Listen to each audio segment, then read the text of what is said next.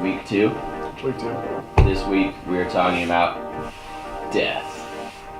We thought we'd go positive. Yeah. No, we're just kind of we're working our way backwards. Yes. We already have. We have resurrection. Now, what comes before that? Death. Right. So, what do you guys discover? Oh man. So, I feel like I'm gonna be a whole lot less biblically sound in this one compared to the last one. I tried to throw out my Bible knowledge and kind of fell flat on my face in the last one. This one, I'm not so much set up for failure because the Bible talks a lot about death, but certainly not in a fantastical sort of way. Right. It's very, very commonplace, and yeah, there's a lot of them. Yeah, there's never. So I think really what we're trying to ask is, or what you seem to be asking is, why? Why do we die? Yeah. Well, and not just that, but is that a God created process? Right. Does God, is that part of us evolving or living or whatever? I don't know quite how to describe that, but is that a God ordained process, death? Because it seems super unnatural to me. Yeah. So I feel like the only place in Scripture that answers the question, why do we die, is basically Genesis 3 and the fall narrative. Mm-hmm. Yep. And that's where death is introduced. At the end, we have, Adam and Eve are in the garden, and the tree of life is there, and the tree of the knowledge of good and evil is there. The serpent comes and is like, hey, did God really say that you surely die? You'll not surely die. Right. Yeah, just take the fruit. And so they do, and their eyes are opened to good and evil. But then, obviously, that was the one thing that God told them not to do. So then all these curses come down. There's a curse on the serpent. There's a curse on Eve. There's a curse on Adam. Mm-hmm. And then it says, and the Lord God said, the man has now become like one of us, knowing good and evil. He must not be allowed to reach out his hand and take also from the tree of life and eat and live forever. So the Lord God banished him from the garden to work the ground from which he had taken him. So at that is the moment, it seems, when death is introduced Comes into our to picture. the narrative. Yeah.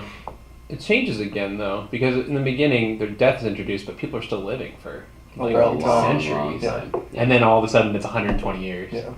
We go down in levels, so it's Yeah. you got everlasting life. So the interesting thing, though, that I found with the 120 years is once it says man's years will be numbered 120, people after that are still living after 120 years. Huh. So there's a lot of debate on what that actually means. Yeah. A lot of scholars think that it's saying, I'm telling you, Noah, to start building the ark. Man's days in 120 their years from current now, state then are the flood is 120 gonna years. Okay.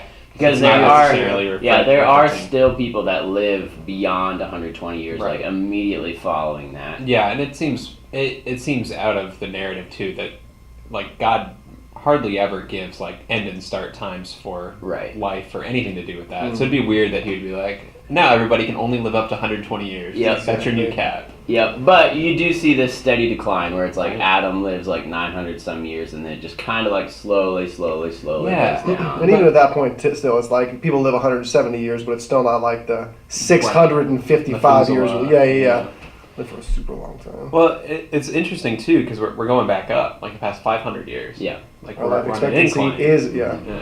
Where 120 years could be, again, attainable Yeah. at this point. Yeah, people, it's a Parks and Rec quote, but they think the man that's going to live 150 years has already been born. Yeah. Mm-hmm. That's nuts. Yep. Something like 1 in 3 of Roma's generation are going to live to be 100. That's where healthcare is right now. Yeah. Man. Cancer is going to be the only thing that's going to Right. take us down at this point. Yeah. We're just going to live so long that our body just starts doing crazy Starts things. attacking itself. Yeah. Yep. So one thing that I recalled from a Bible Project podcast when thinking about this is how even though people in the biblical narrative after sin is introduced are living a long time, they're always dying. And like it'll say so and so lived 190 years, had a kid, and then they died. So and so did this, they had a kid, Right. then they died. Then they died. Then they died. Then they died. A long Then time. Enoch didn't die. Then they died. Then they died. Then they died. Enoch, don't worry Yep. about him. And the whole point is like they died. They died. They died. No matter how long they lived, they always died. And they said, in contrast to other ancient scriptures, where or ancient creation narratives and things like that, their genealogies were living 5,000s of years and tens of thousands of okay. years and or not dying. Right. The whole thing was death was not present in Right. their ancient Babylonian ancestors. and Right. So things while like it seems that. crazy to us in the historical context, their lifetimes and the fact that they died stuck out for Yeah, sure. Yeah. that was the point of what this genealogy is saying. I mean, a lot of other things is the point of the genealogy, but one of the driving heartbeats is just they died, they died, they died. Right. So the question then is why do we die? And the first answer that comes from Genesis 3 to me is that it's a result of sin. God says they've chosen basically there are two tree options. You can either eat from the tree of life and continue to live, or you can eat from the tree of good and evil, and a result of that will be death. So then the question, though, I think that still remains is why is death the punishment? Yeah. When there could be other things. Why death? Or why did God plant that tree?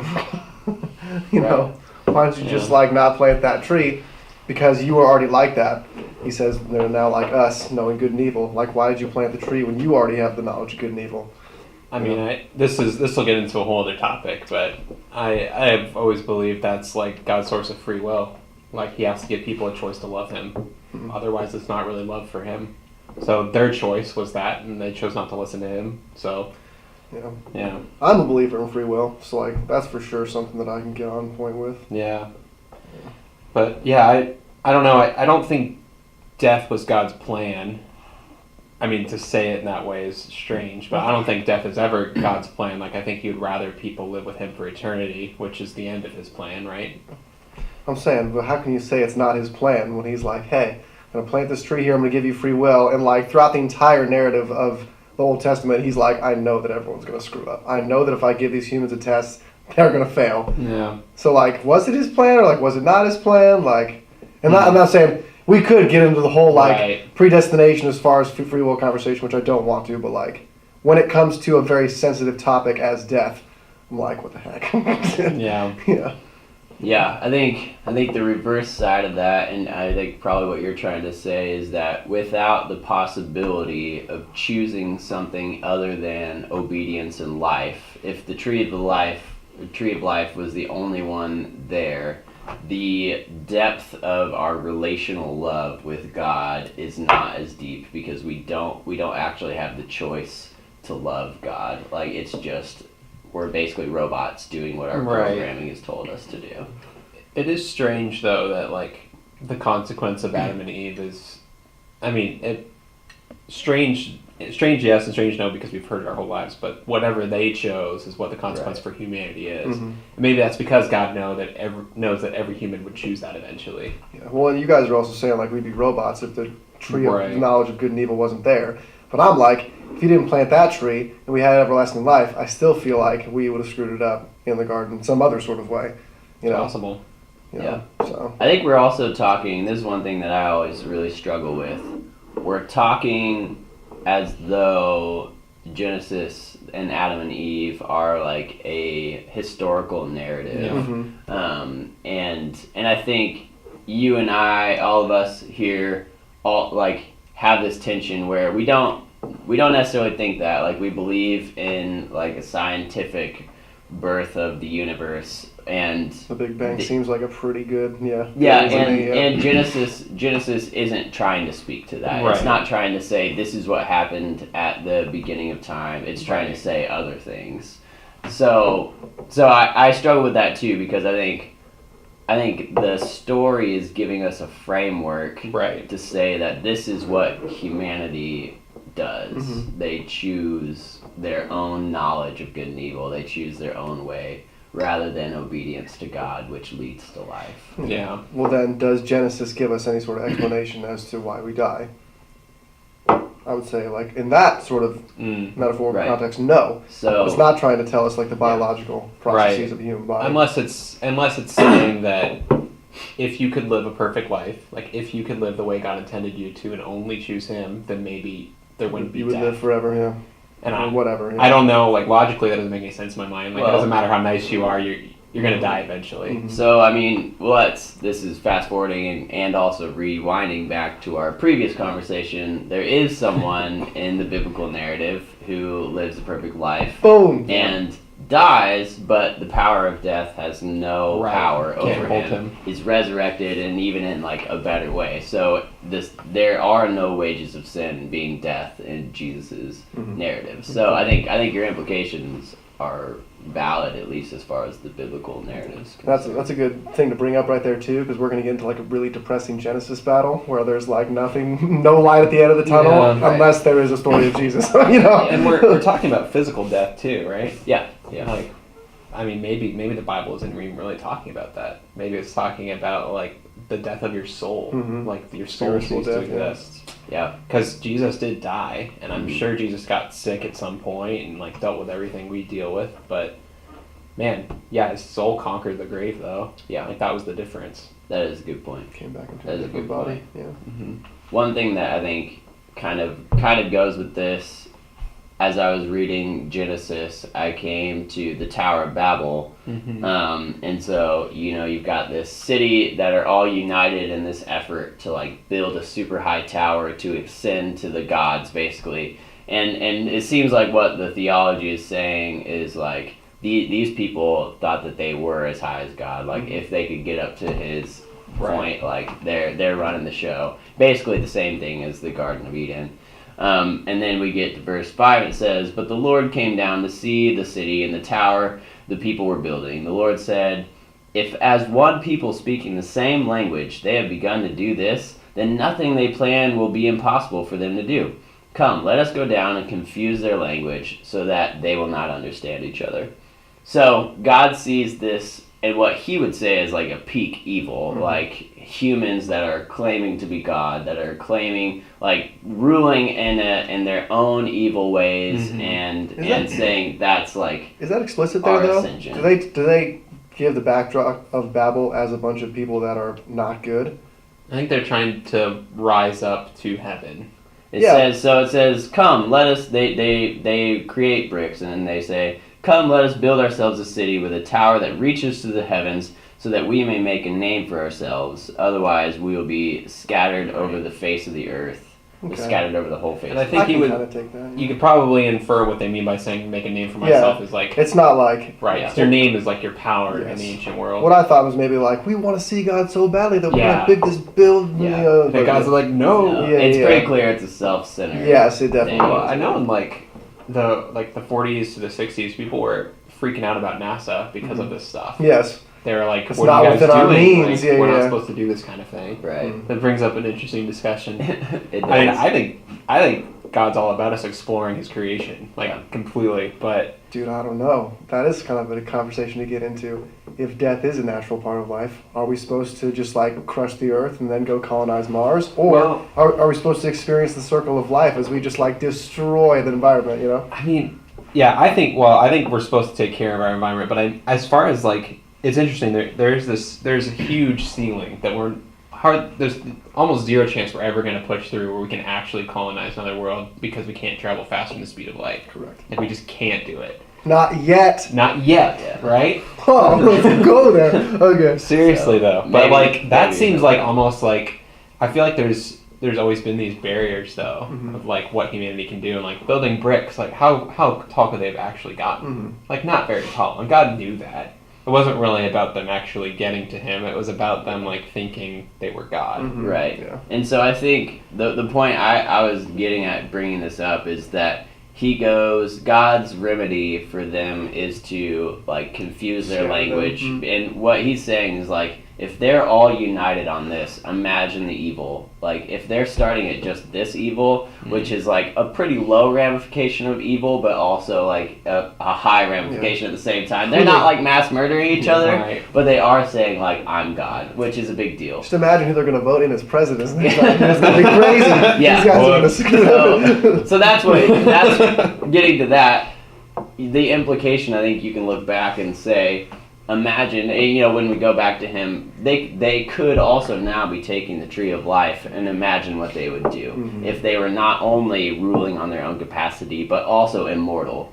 Like, if they never died and like a man had the possibility to pursue his evil desires forever. But now what would the implications of that? But now you're juxtaposing God literally be like, man, I gotta make these guys not talk to each other because of all the evil they could do, against us choosing. So like now you're kind of implying that God did make it so that we would die. Well, I think God did make it so that we would die once we chose to disobey. Right. Does God set the rules, like the consequences and the benefits? Like that is like the underlying question. Does he set the rule that if you don't choose him, like you're damned? Yeah. Or does he make the rule that if you choose this tree, then you're gonna die? Well, I it's hard for me to put God in a confine like that. I don't even know if you like. That's probably not the way God would answer that question. But in our minds, trying to think logically, like, there's these rules of the universe, like. There's consequences for actions. Yeah. Is that his creation? Like, is logic God's creation, or is that us trying to understand what he's doing? Right. Or is there some harmony there where it's his creation and also our co-creation?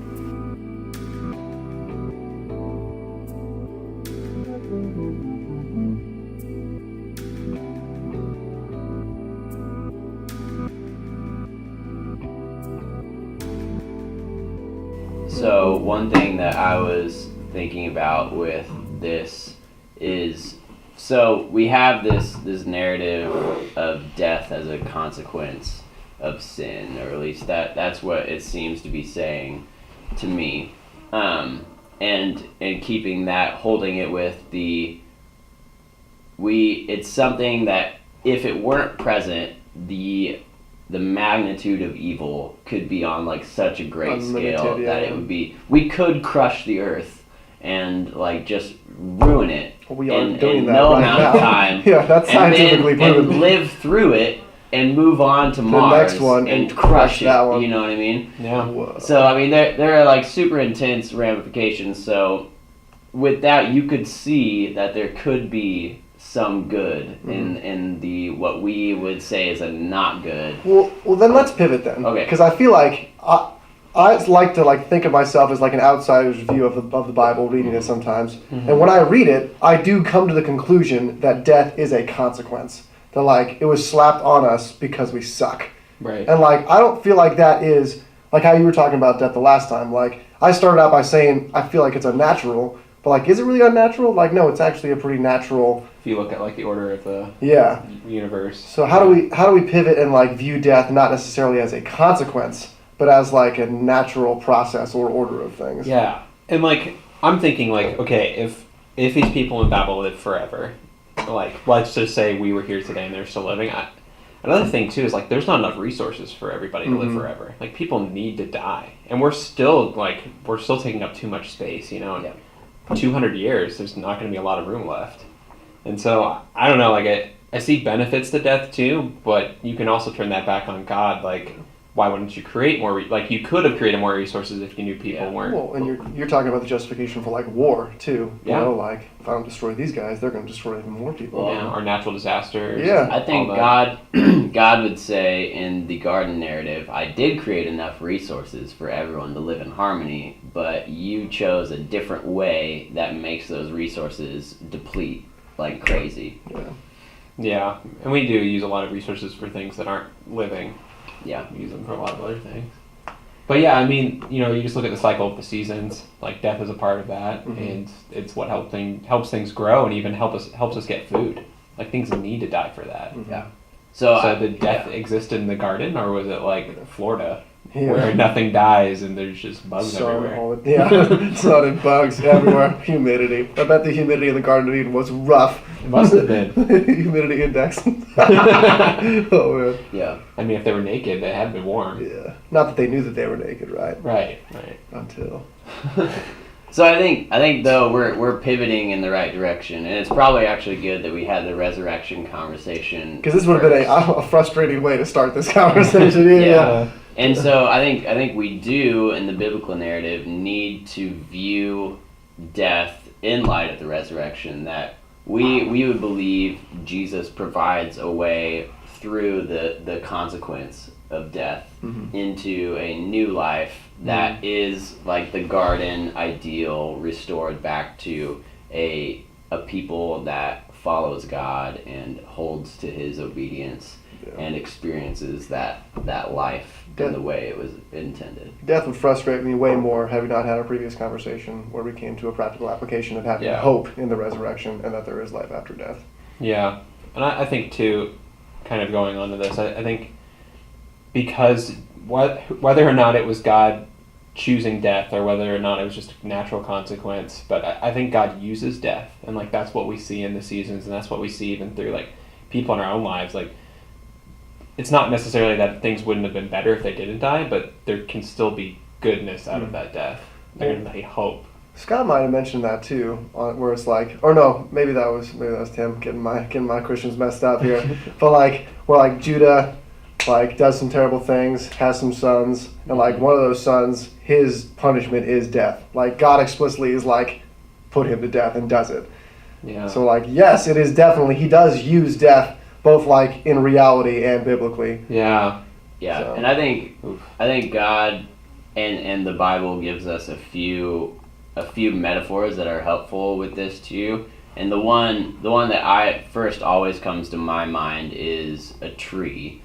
That you have it starts as a seed, which is this tiny little dead thing that you can set it on a table for like 30 years and it will continue to be dead right there. And then the second though that you put it in the ground and like give it water, give it sun, it creates this huge thing that can then have birds living in it and flourishing new life, and it has fruit that can drop and feed things and give new life. So even in our own natural world, we see that death can be used as a vehicle to life and like more abundant life than this tiny little thing. Well, I was gonna be like, what do we like? We like fertilize plants with dead stuff and compost, and like animals die and then their remains help the process of that tree growing. Yeah. So, watching like a forest fire, like what happens after it, like in the next 10 years, just amazing growth. And sometimes the forest fires are necessary. Like sometimes that's needed, Yeah. Which is crazy. Yeah. Yeah. So the author of Romans would be Paul, correct? Yeah. Okay, just double checking. Well, So they he say- dictated it anyway. Right, We don't right. know who actually wrote it. The, That poor guy never the gets credit. dictator. He does at one point. Yeah. I think, what's his name? Some of the tea. Yeah, there is an actual name that he gives him credit. But anyway, so Paul dictates here in Romans 8. He says, "I consider that our present sufferings are not worth comparing with the glory that will be revealed in us. For the creation waits in eager expectation for the children of God to be revealed. For the creation was subject to frustration, not by its own choice, but by the will of the one who subjected it, in hope that the creation itself will be liberated from its bondage to decay and bought into the freedom and the glory of the children of God. So we know that the whole creation has been groaning, as in the pains of childbirth, right up to the present time." So Paul is comparing the present death and suffering of the world to the very intense, real suffering of a woman in childbirth, who in that moment is like, this is the worst, you always have the, you did this to me kind of thing, but then like the second it's over, you have this new life in your hands. And Harry, you can talk saw about that this. Happened exactly like what was your feeling the moment your daughter was like brought into the world? I don't know if I can explain that in like words. It was definitely surreal. And like not just the process of it, but like seeing a woman's stomach grow and then like feeling the kicks in there and then watching that child be birthed out of that woman into a tub of water. It's crazy. Yeah, over the course of like 11 hours of labor, I was just like, Yeah. yeah. It was like a life experience that is like beyond. You cannot duplicate the feeling. Like for sure, like amazed and then also like Terrified. Yeah. freaking out. Yeah, totally. So I think Paul picks, and well, I mean, he didn't pick this because Jesus said it first when he was talking to Nicodemus, like, you must be born again. How can I do that? Yeah, so I mean, Jesus picks, I think, the. Do I go back into my mother's womb? Yeah. Shut up, Nicodemus. Yeah, you know what I'm trying to if say. he didn't ask that question, you know how many denominations there'd be about. Yeah, you like, didn't actually I get need born to find again. my mother. Weird stuff would be happening. It's a really good thing you asked that question. Weird stuff would be happening. Yeah. So, but I think it's an apt metaphor because that's something we can understand where like this suffering that we experience as like so intense, and like if you were just to take that snippet of time and be like, this is what happens like in the human life. This woman suffers this bad. You'd be like, being a human is terrible. Why would we? Why would I ever do that? But then you have obviously the moment immediately following, and like the however many years with this new life child that like completely gives you new categories. And of to life. put a little like scientific spin on that too, like women do literally black out the pain of childbirth. Like they're in their minds, they biologically do it to like ensure that they procreate again. That's a real human. Wow. It's like after they're done, Yeah. they're like, oh, that wasn't that bad. I want another one. Not immediately after, I don't think. Yeah. But like 2 years later, or whatever, 6 months I later. understood. I'd be talking about having kids in the future, and I'm always like, we'll talk about how many kids we're gonna have after you have the first one. Yeah, 16. It's like whoa. Yeah, maybe we just have. You don't one remember first. that? Yeah. No, that's real. I didn't know that. It's real. The pain of childbirth is so bad that it's blacked out.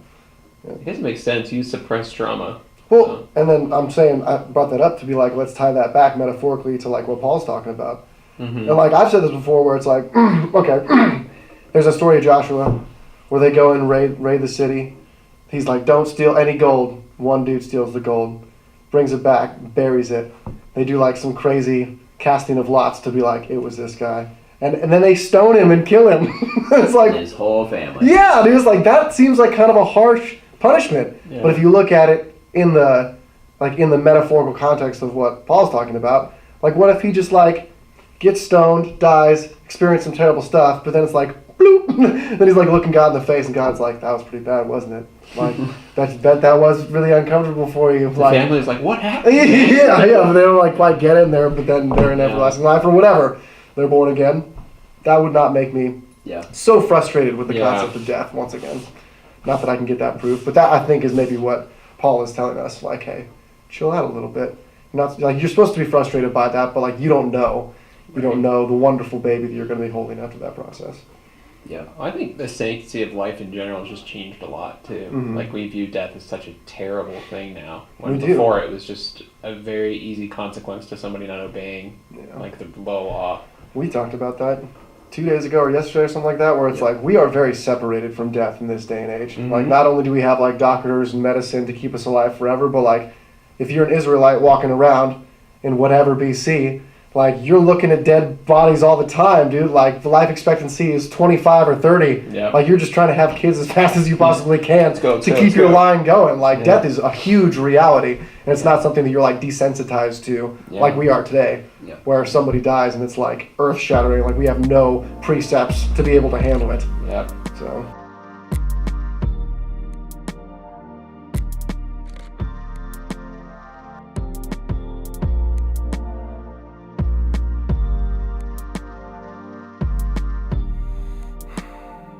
I would say too, like in my experience, death is very unnatural, but it also gets you in touch with reality a little bit more. Mm-hmm. Like, those experiences make you a better person. A lot of people would say Yeah. that. And like, they teach you to appreciate what's there, and like, they teach you to appreciate the day in, day out, which is like, I think, probably becoming a little bit more in touch with reality than had we not had any sort of experience with death at all.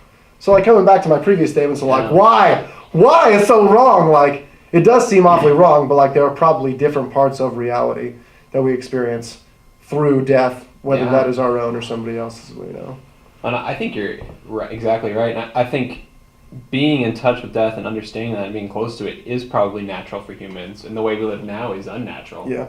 Like running away from it, not wanting to think about it, and doing everything we can to avoid it. Yeah. But, yeah. Hey, Hayden, you should say what you said about your mom, dude. Like. Well, yeah. So I was just thinking. So yesterday I helped lead a grief share class at my church, and so we had all these different people that had recently experienced loss. And right after that class, my mom texted me and was like, "Hey, can you call me if you have a moment?" And of course, like right after taking a grief share class all about death, and my mom's like, "Hey, like call me if you get a chance." Like, what's happening? My first thought is like, it must not be too bad, because she would have just called me and not just been like, "Hey, if you have a minute, call me." And it wasn't. It was no big deal. She just wanted to talk to me about something we had talked about earlier, and talking on the phone was going to be easier. But at the end of that conversation, with all of that, I was like, man, like my mom is someone I'm really close to. At some point, she's going to die, and like I'm going to have to grieve her loss. And my thought was, I should start preparing for that now. Yeah. Like, in the healthy ways, and just like viewing my mom and continually reminding myself like she's not always going to be there. And like you said, what that can do is it like takes away all the stuff that like not thinking that would allow you to have, where it's like, oh, I've got all the time in the world, I can tell my mom that this day. I don't need to tell my mom that now because I have all the time in the world. It like takes all that away. It's like every moment that I have with my mom and all the other people that I love in my life is like precious, and it's not going to last forever. And so I think in the ancient world, they had a way better understanding of that reality than we do, and it's probably why death is just like such a thing. Like, yeah, we die. Like they're not like, why do we die? Which is like what we're doing, because we just like we don't prep for it at all in our lives, and then when it hits, it's like, this feels so wrong because I had no time to create a category where my mom is not in my life. Right. Yeah.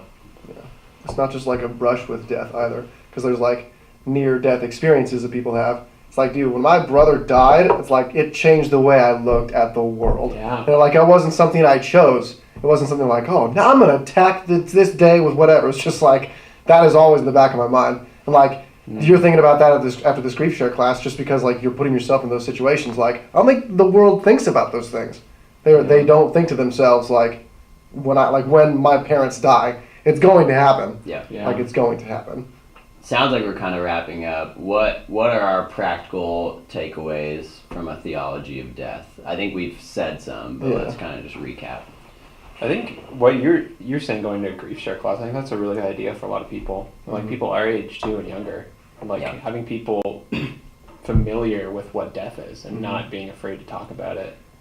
And like, I think as parents too, not overprotecting our kids against it. Like my parents, we never talked about it, and we still never talk about it. Like, but I do think a lot of the time, what would happen if my mom died or if her husband died? Like, who would be there for her? Do they even have a will? Like all those like practical things that are really important, because it is going to happen. They always say there's only two certain things in life: taxes and death. And For sure. I mean, we definitely deal with taxes, but we don't really. Never. No. I would say, to me, it's like, okay, when I start talking about death and like when I think about death, it is really frustrating and angering. But like, what does that really expose? Like, it exposes fear. Like, I can't be angry at something unless I'm afraid of it. And like, we are very afraid of death, but we shouldn't be so afraid of death that like we don't expose ourselves to it. I'm not saying like when someone in your family needs to die. I'm just saying like, go to a grief share. Like, have an open conversation. Like, I guarantee you there's somebody that you know within your sphere of influence that's like had somebody die. Someone recently. So like, you need to get accustomed with that. You don't need to like dwell on it. Yeah. But like I think that's probably a pretty healthy thing to become accustomed to, instead of like blocking it out of your experience until it happens. Yeah. I think the other thing too is the biblical narrative. Over and over, I was just telling you, I was reading in Deuteronomy, where it like God lays out the law and is like, hey, you should follow this, and if you do, like life will be given to you and to your people. If you don't, death and banishment from the promised land and all these like bad things are going to be given to you. So choose life. And what he's saying is choose to obey, and life comes through that, and you get the ultimate picture of that in Jesus, who in that moment is like, take this cup away from me, Please. not your will, or not my will, your will be done, and then obeys and chooses life, even though it looks like he's choosing death, but ultimately he's choosing a life that is beyond. So I think that's the other application is when we do come face to face with death, it helps us to reprioritize our life. And I think what the Bible is saying is the things that should be number one on your priority list are obeying and loving God. God's will, yeah. Yeah, and so, but this is all coming from a perspective of us who all would call themselves Jesus followers and therefore have hope in a resurrection. And so then my question, which is going to lead us into next week, I think, is what if I don't have a hope for resurrection, or how do I know that I have a hope for resurrection, aka what is salvation? How do I get saved? Yeah. Because that is very important to me as well. Yeah. How do I think that's like the first question for everybody. How do I pass the class, man? Yeah. Yeah, I just want to squeak by with that D+. Yeah. I think it was really helpful too that you brought up the Jesus being like, Jesus, who we put on a pedestal a lot in our conversations, he was even like, God, I'm super afraid to die. I really don't want to do it. It's going to be really rough. Sweating blood. Yeah. Stressed. Super stressed. Yeah. I think a lot of times and this is something they talk about in the grief share class, like faced with death, we think that being afraid or like having worry about death is a sign of not having faith in God. Like, oh, well, your faith just isn't big enough that you're going to see that person again, you know? Right. But I think that is a great point. Like, then another application, like, hey, Jesus was not ready almost, you know, to die. It was very terrifying to him. And taking a step back too, it's like, I don't think it's like a measure of your faith to be like, I don't know if I'm going to see that person, but like it's the love that you have for that person that makes you want to see that person after death. That's Like that would point. be the important part, not necessarily like that's. We talk about the misapplication of the word faith all the time. Like it's not like, oh, you don't have enough faith that you're going to see that person, that's why you're sad or something like that. It's like, no, like I loved that person so much that like the love that I felt for them is now equivalent to like the sadness and the hope that I want to see them again. Yeah. That's So- very legitimate. So faith is going to be wrapped up in salvation. Salvation, yeah. And what does it mean? How do we know we can have this hope? And that's what we're looking forward to.